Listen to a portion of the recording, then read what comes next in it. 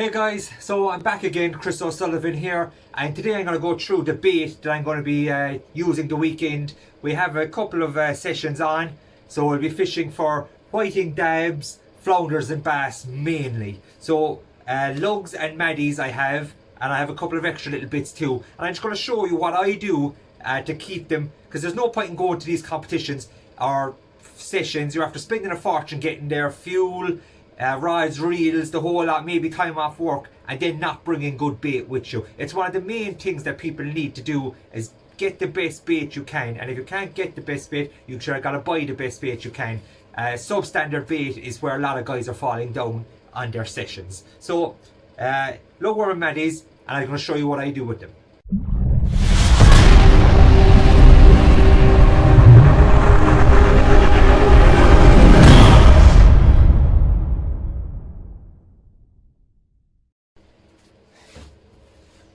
So here we have the lugworm that we dug. They're a couple of days old now, and you can see that they've thrown out quite a bit of waste. So you can see it kind of sticks together, so it's actually quite easy to pick out. But what I would suggest doing instead of picking out all of this is to take the worms out into a new container. That way then you can go through, and it gives you a better feel for if there's any broken ones or anything of the sort like that that you have to dump. There's always a couple of broken ones, and you'll find that generally they stick close enough to this lump of waste, so it's easy to pick them out at the end once you've got all the good worms out.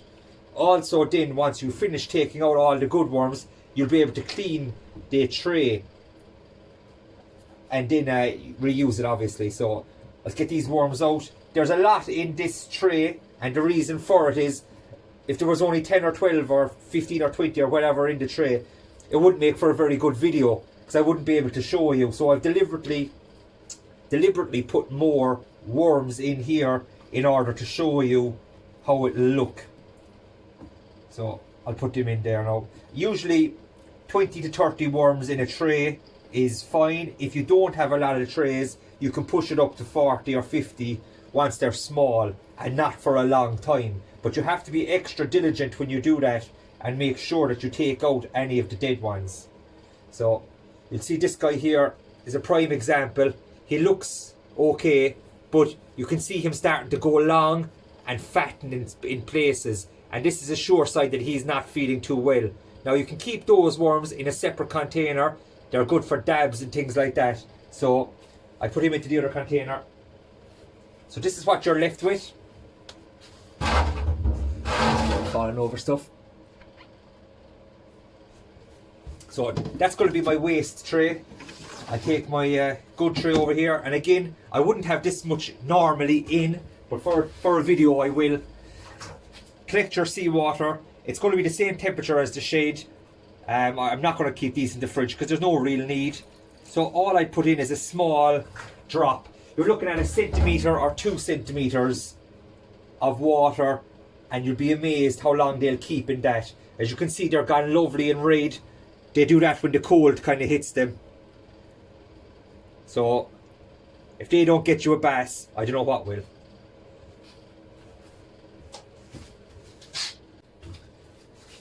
So guys, just starting out really up close with the harbour rag, and you can see that this is all the stuff that they've thrown out as well. Now I really try not to disturb that stuff until the end, because I find that it breaks up, it gets into the water, and you can see it actually, the bits in the water. So I really try to avoid that. So if I bring it up here a bit, you'll see I've got a big bunch here and on the other side as well that's away from the waste stuff. So I'm going to get those ones out first, and then ever so carefully flick through the other ones. So now I took out the most of the maddies that were the simple ones to get to, and I'm going to show you, just make sure you can see those ones properly. I'll show you now the way I recommend doing this is to kind of peel the mud back off of them. So I hope you'll be able to see that. If I take my hand out of the way, you might be able to see it a bit better. So I peel the mud back off of those ones because it's fairly solid together. And then you can take a whole clump of good ones out of it again. Now for Maddies, if I was keeping them long term, I'd want to have them maybe 100 in a tray like this, and there's about 300 in here at the moment, so I have about 100 in a tray, and that way then they can throw out and there's plenty of room for them and they're not up on each other. But I always try and avoid disturbing the mud into the water, because that definitely kills them, and unfortunately I know that from experience. So as you can see, you can kind of peel it back and get the Maddies out from underneath it then. So that's the Maddies, and the lugs done already. And I'll show you now in a minute what I'm going to do with the specials. Now, so guys, as you can see, this is clear water up here, and this is the kind of muddied water. But I'm just going to drop a bit of that in. That's the mud that came out of it. But you'll see what happens to water if you mess with it. Obviously, this is showing you the most severe reaction. But if you do play with it, I'm going to bring it closer now, make sure you can see.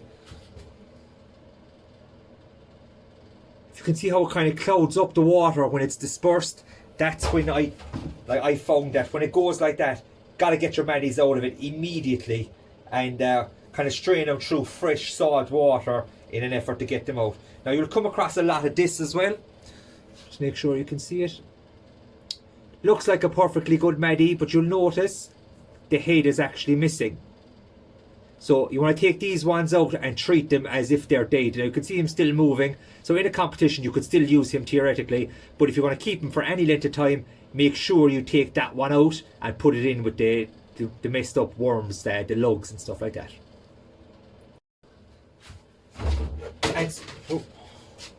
And so last but not least, just kicked over the bucket there, I have these gaper clams. Now we get these as bycatch when we're digging the lugs where we are, and the easiest way to keep these is just throw all the mud out of the worms in with them, small bit of water, and that'll keep them happy out. I throw in the old lugs as well, and you'll see that guy, he would contaminate the good lugs, but he'll be perfectly fine to use for the dabs and the fish that like a bit of smelly worm as well. So all I do is throw that in, small bit of water in with them, and they're happy out. They'll live easily a week. If I don't use any, I just throw them back. So that's the gaper clams. They're going to be my secret weapon for a bass on Sunday, hopefully. Right, second or third go at videoing this, because I couldn't see my head at all in the last one, which some might say is better, but hopefully not everyone.